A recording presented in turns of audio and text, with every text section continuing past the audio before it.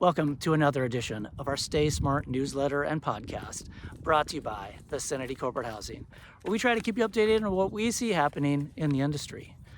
Just have a few articles this week, so I'm just going to jump right in. The first one is about Roost. They're an apart hotel style company. They announced their 8th location in Washington, D.C.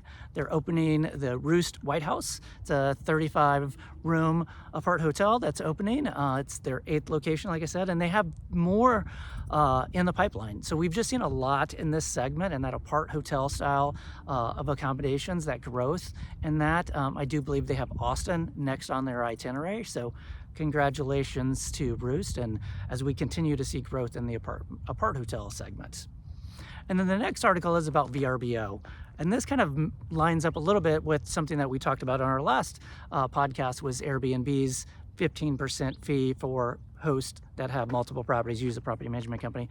VRBO is changing their cancellation policy, or really what it is when the guest has no access at arrival, they're forcing hosts to give 100% refund.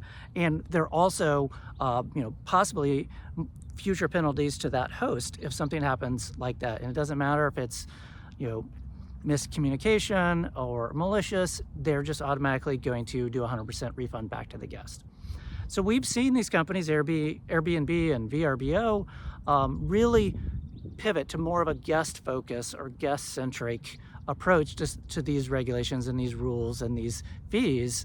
I think that's interesting. So I think this does align a little bit more, the cancellation policy, with Airbnb and Booking.com, but we really see all these companies, whether it's Vrbo or Booking.com or Airbnb, really change to more of a guest-centric approach. So I know that's a pain for a host, but I think that's something that we're going to see continuing moving forward.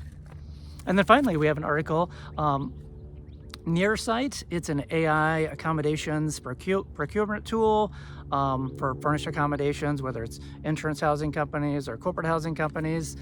They announced a new chief product officer, and I apologize if I mispronounced this name. I'm sure I'm going to do that, but Jojatsna Vede was announced as their new chief product officer. And again, I apologize, I'm sure I mispronounced that name.